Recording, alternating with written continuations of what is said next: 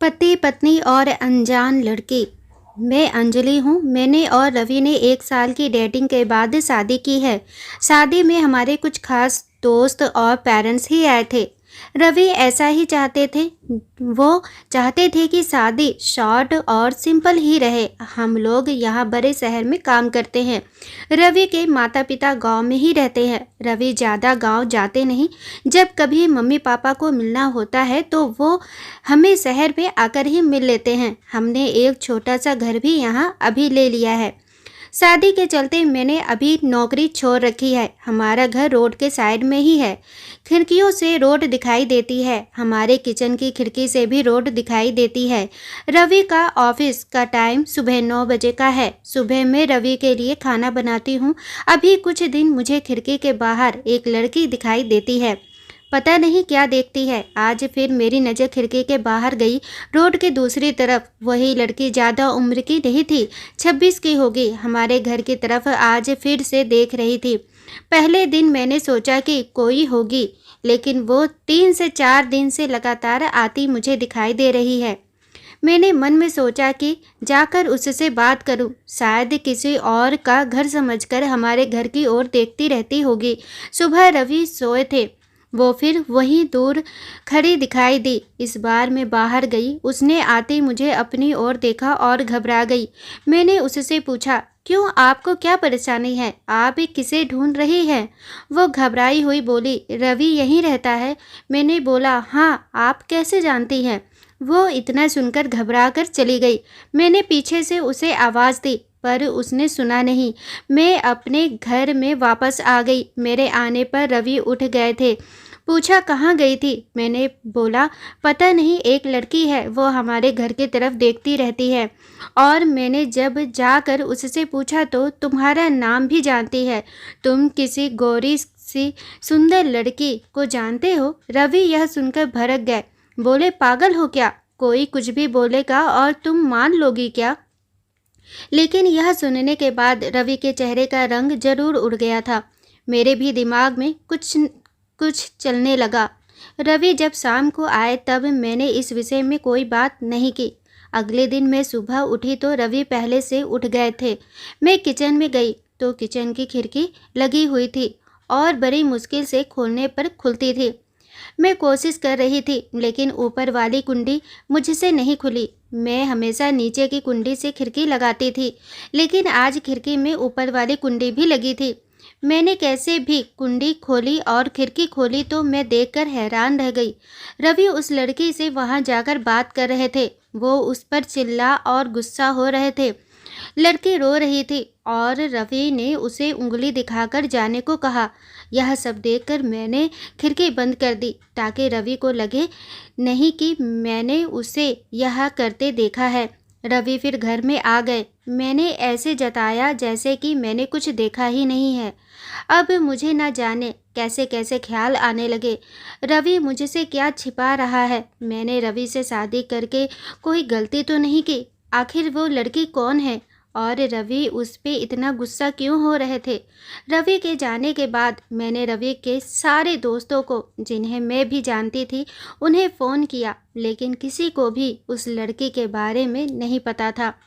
मेरी समझ नहीं आ रहा था कि क्या हो रहा है। रवि से पूछना चाहती थी, लेकिन मुझे पता था कि वो झूठ ही बोलेगा। उसके बाद मैंने उस लड़की को घर के आस-पास नहीं देखा। यह सब सोचते सोचते मेरी तबीयत बिगड़ने लगी। रवि मुझे बोलता था कि क्या हुआ, अपना ख्याल रखा करो, डॉक्टर के पास जाओ, लेकिन अब मुझे उसकी बातें बिल्कुल अच्छी नहीं लग रही थी। एक दिन जब मेरी हालत ज़्यादा खराब हुई तो मैं ऑटो लेकर पास के बड़े अस्पताल गई। डॉक्टर से अपनी दवाई लेने के बाद मैं अस्पताल के पार्क में बैठी थी। अस्पताल में मुझे वो लड़की फिर दिखाई दी। उसे देखते ही जैसे मेरी बीमारी पता नहीं कहाँ भाग गई। मैं उसके पास तेज चलकर गई और उसका हाथ पकड़ लिया और उससे बोला, तूने मेरी जिंदगी में उथल पुथल मचा दिया। बोल, उस दिन क्या बात कर रहा था रवि तुझसे? क्या रिश्ता है तेरा मेरे पति से? फिर उसने मुझे जो बताया सुनकर मुझे लगा कि मेरा पति ऐसा है। उसने इतनी बड़ी बात मुझसे छिपाई। शाम को रवि जब आए तब उस लड़के को अपने घर में देखकर चौंक गए। किस्मत मैं भी उसके पास ही बैठी थी। रवि उसकी तरफ देखकर बोले कि अच्छा तो तूने इसे सब बता दिया, मना किया था दूर रहने को मेरी फैमिली से। मैंने बोला रवि शर्म करो, तुम इतने कठोर हो, अपनी सगी बहन की मदद नहीं कर रहे हो। वो लड़की संध्या थी, रवि की सगी बहन। उसने अपने पसंद के लड़के से शादी कर ली थी, इसलिए रवि और उसके परिवार ने उससे सारे रिश्ते तोड़ दिए थे। रवि ने कहा कि मेरी कोई बहन नहीं है। मैंने कहा इसका पति अस्पताल में है, इसे रुपयों की ज़रूरत है। बहन नहीं तो इंसानियत के नाते ही तुम्हें इसकी मदद करना थी। और अपनी पसंद की लड़की से शादी तो तुमने भी की, फिर जो नियम इसके लिए हैं तुम्हारे लिए क्यों नहीं है? मुझे पता होता तुम ऐसी सोच वाले हो तो मैं तुमसे कभी शादी नहीं करती। जिसको बहन के आंसू नहीं पिघला सके उस आदमी के सीने में दिल नहीं हो सकता। इतना कहकर मैंने अंदर से अपने सारे गहने लिए और संध्या के साथ जाने लगी। हमें जाते देख रवि फूट फूट कर रोने लगे। संध्या भी उन्हें देख रोने लगी। रोते हुए रवि बोले, हमने इसे बहुत प्यार दिया, पापा ने, मम्मी ने, मैंने रानी बनाकर रखा और यह ऐसे ही एक दिन बिना बताए घर से चली गई। हमारा प्यार तूने नहीं देखा, इसके लिए मैं रात भर रोया कि कहाँ होगी, कैसी होगी मेरी बहन। तभी इसे भाई और पापा की याद नहीं आई। अरे मुझसे कहती तो तुझे क्या करना है, ऐसे ही चली गई थी ना। अब क्यों आई है? बहन भी बोली। भैया मुझे लगा आप लोग नहीं मानेंगे। उन दोनों भाई बहन को रोते देख मेरी आंखें भी भर आई, पर आंसू के साथ जैसे सारे गिले शिकवे खत्म हो गए। वो खुद अस्पताल गए, संध्या के साथ मम्मी पापा को भी बुलाया। दोनों ने बेटी को बड़े प्यार से गले लगा लिया।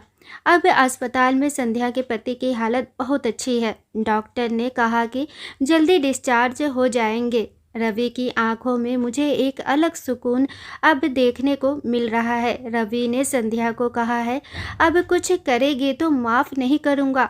हमेशा मेरी प्यारी बहन बन के रहना। जो भी हो मुझे बताना। ज़िंदगी बहुत छोटी है, आपके अहंकार में इतना सुकून नहीं है जितना कि माफ़ कर देने में है। एक बार करके देखिए, ज़िंदगी बदल जाएगी। दोस्तों, आशा करती हूँ कि आप लोगों को यह कहानी ज़रूर पसंद आई होगी। कहानी पसंद आई हो तो प्लीज़ चैनल को लाइक, शेयर एंड सब्सक्राइब करें। Thanks for watching.